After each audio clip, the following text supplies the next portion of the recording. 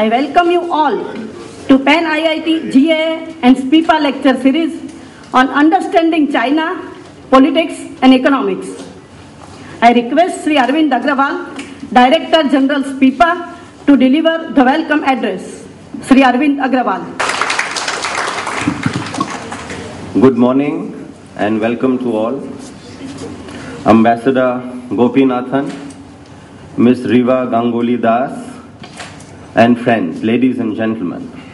It is a pleasure for the Sardar Patel Institute of Public Administration in collaboration with Pan IIT Gujarat Alumni Association to welcome you all here this August gathering to a seminar and a lecture discussion on understanding China, politics and economics. This is the third lecture in the series of lecture discussions organized by our institute during the last 3 months.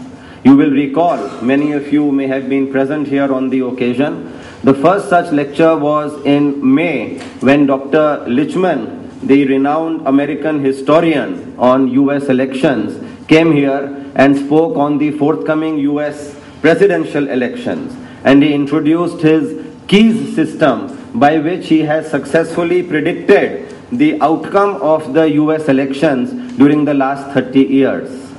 The next such lecture in our lecture series was by Chairman Competition Commission of India, Mr. Ashok Chawla, who was here in June to speak on competition law and public policy.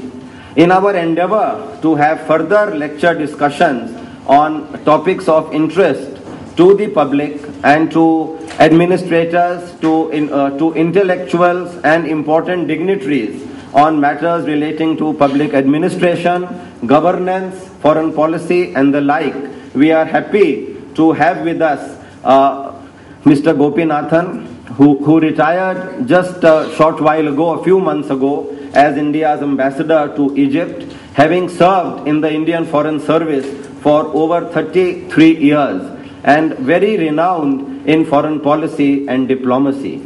We have Ms. Riva Ganguly Das, who has till July this year was India's Consulate General in Shanghai, with a very deep experience and insight into China's to India and China's relations, be it diplomacy, foreign policy, etc. I welcome them here. I also welcome this August gathering. I would like to assure our renowned speakers from the Indian Foreign Service that this gathering here, sir, you see, are people from trade and industry who are amongst the most prominent companies in Gujarat, who have very deep understanding of China, very deep exchange of trade and commercial relations with China. We have people, very senior officers from the armed forces, because we felt understanding India's neighborhood and China is essential for the armed forces. They already have a deep insight, but this would help them a little more in the value addition. On behalf of SPIPA, again I welcome you all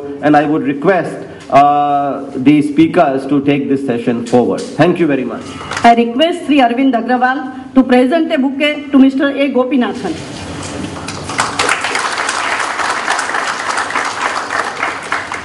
I request Sri Sunil Parekh to present a bouquet to Ms. Riva Ganguly Das.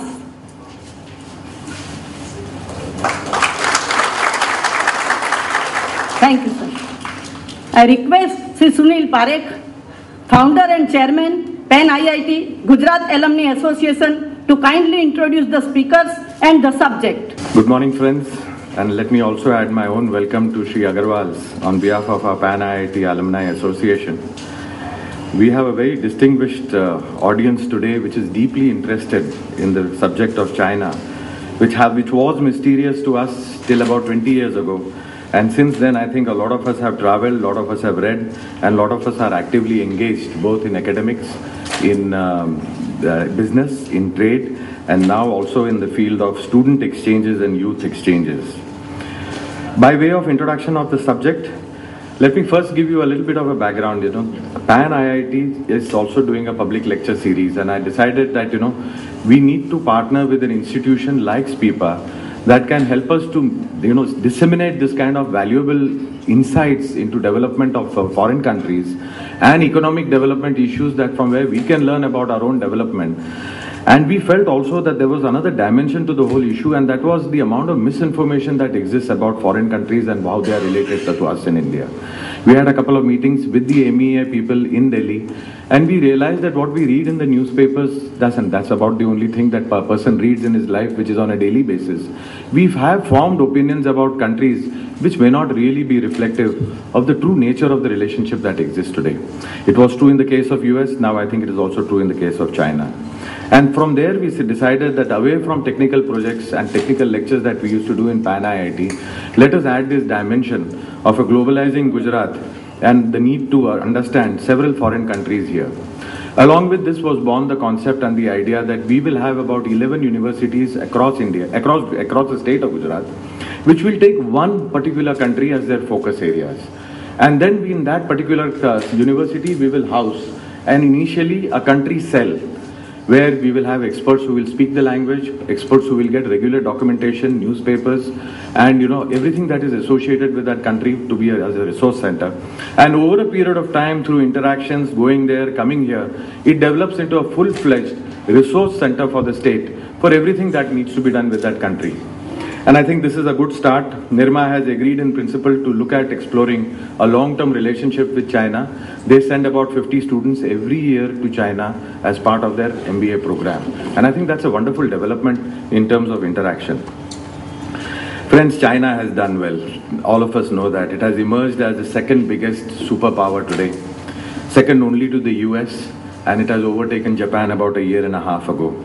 And it is forecast that it will overtake the US in 2025. So the place of eminence is what China is after. And I think from the original BRICS report, many of the predictions that have unfurled are actually more or less in line what they had predicted. There are a lot of economic and social indicators where the averages show that China has done exceptionally well, especially since they have started reforms in 1979 under the Deng Xiaoping era. What is really distinct about China is the role of the government, the political realities there, and as a consequence, they are also accompanied with an extremely well-defined strategy for overall development of the country. We have seen a certain degree of purposefulness and superb execution in whatever they have set out to do, with the leadership